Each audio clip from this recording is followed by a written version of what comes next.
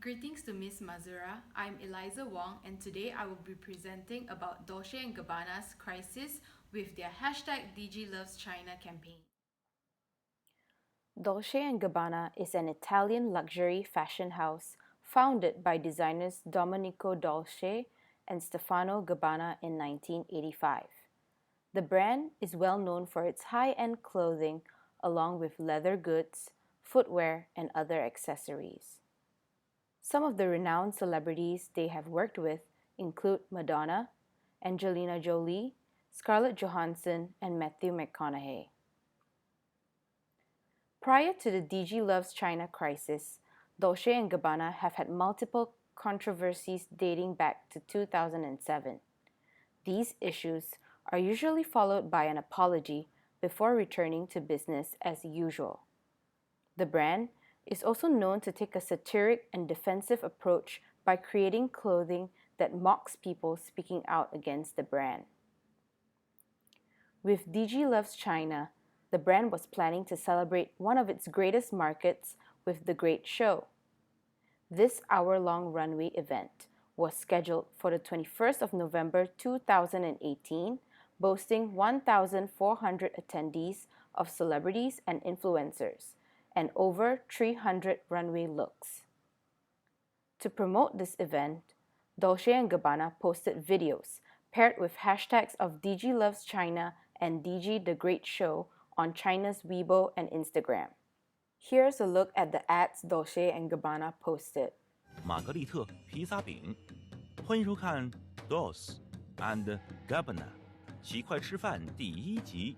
今天我们首先要向大家展示如何用这种小棍子形状的餐具来吃我们伟大的传统玛格丽特披萨饼。你们是不是一手拿一根，像小刀一样切一块披萨饼呢？不是这样。对，这样就对了。所以就是像钳子一样夹住一块披萨饼，直接送进嘴里。哦，别让奶酪滴下来。Bravissimo！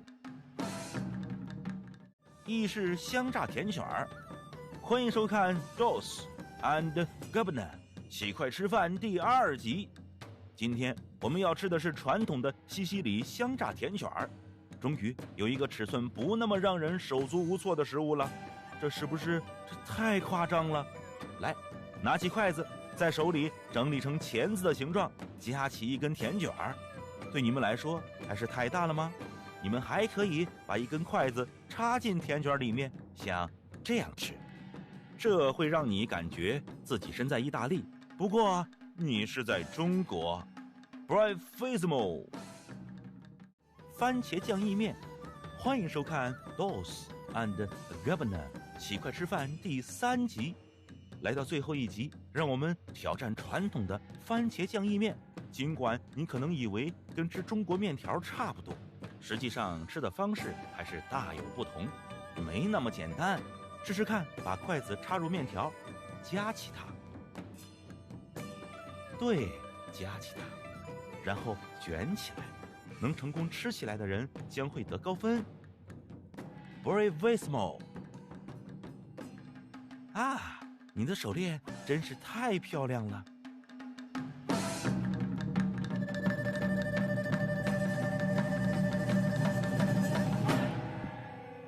The videos were of a Chinese woman attempting to eat Italian foods including pizza, pasta, and cannoli with a pair of chopsticks. In one of the scenes where the woman struggles with the cannoli, a male voiceover in a condescending tone asks, "Is it too huge for you?" Besides the crude innuendo, the brand Dolce & Gabbana is also deliberately mispronounced by the narrator. Immediately, the videos were met with anger from Chinese social media users, labeling them as stereotypical, racist, and disrespectful. In less than 24 hours, the videos were taken down, although they still remain on Dolce & Gabbana's Instagram page. Users suspect that the offensive ad release was intentional, with Boycott Dolce being discussed over 18,000 times on Weibo. However, the crisis escalated further when fashion industry watchdog Diet Prada, co-founded by Tony Liu and Lindsay Schuler, shared a compilation video of the ads on their Instagram account of 1.3 million followers. The video, translated into English, was evidently met with international outrage and criticism on various social media platforms. Following the outrage, Stefano Gabbana used his personal Instagram account to harass users who criticized Dolce & Gabbana with horrific messages using racist and degrading words. Screenshots of direct messages between Gabbana and Instagram user Michaela Wong were exposed and subsequently reposted by Diet Prada once again. In the conversation, Gabbana referred to China with language like China ignorant, dirty smelling mafia and country of poop emojis is China. The official Dolce & Gabbana Instagram account was also revealed to have replied to criticism by user Anthony Medina with messages saying "Ni hao stupid bye" and "eat dogs," to name a few. Soon, A-list Chinese celebrities including Zhang Ziyi, Chen Kun, Li Bingbing, Dilraba Dilmurat, and more began boycotting the show, with Zhang Ziyi adding on Weibo that she would not purchase from the brand again. Along with that, models and their agencies also joined the boycott, with rumors of them walking out of the venue just hours prior to the great show. Hours later, Dolce & Gabbana announced that their account, including Stefano Gabbana's, have been hacked.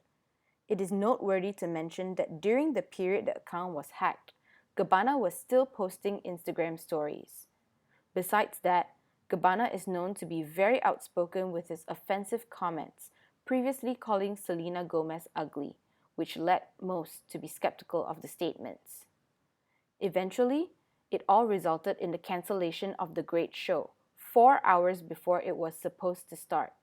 However, the cancellation was ordered by China's Cultural and Tourism Department. At this point in time, Dolce & Gabbana still have not issued any formal apology for the video campaign or the racist messages sent. Finally, on the 23rd of November 2018, 5 days after the video debacle, Dolce & Gabbana released an apology video on Weibo and YouTube, spoken in Italian with Chinese and English subtitles respectively, by their two founders, Stefano Gabbana and Domenico Dolce. The duo seemingly apologizes to China for causing what they have done, but still fail to address the issues directly in the video posted. The apology was not received so well. In the aftermath of the racist videos, Gabbana's comments, and the cancelled show, Dolce & Gabbana's products are pulled from Chinese e-commerce sites. These sites include Alibaba, JD, Seku, and NetEase.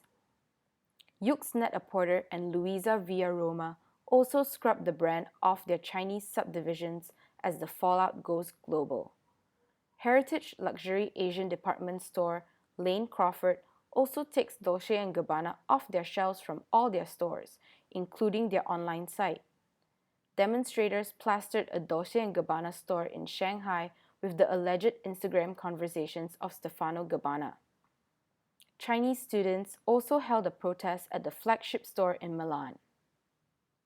Currently, the brand has fallen from rank 360 to 500 in Asia's top 1,000 brands 2019, one of the biggest falls overall. The boycott continues at Milan Fashion Week, where the Dolce & Gabbana Fall-Winter 2019 show was met with poor attendance from Asian media to the guests as well as the models that walked the runway. A post just a few weeks ago on the 27th of August 2019 also notes that Dolce & Gabbana is struggling to get back up after the major crisis in November. DG Loves China proves to be Dolce & Gabbana's greatest downfall of all time. They have failed to maintain their reputation and relationships with their publics, especially in China. One of the biggest mistakes was that their own CEO failed to liaise with the PR team before posting anything. The major backlash could have been prevented if they pulled the ad and apologized immediately. Their slow response not only led to the cancellation of the great show, but tarnish the brand indefinitely. Therefore, Dolce & Gabbana should look into reviewing their ethical guidelines as well as consulting with their public relations team in China before attempting another campaign. They need to consider cultural aspects as well as the present-day digital era, as it is easy for information to go viral these days. Founder of Apex Group, Terence Chu, said that the lesson learned from this controversy is that no matter where we come from, the world is getting smaller. It is also clear that honesty and ethics are important, as authenticity is valued in this age. And that is the end of my presentation. Thank you.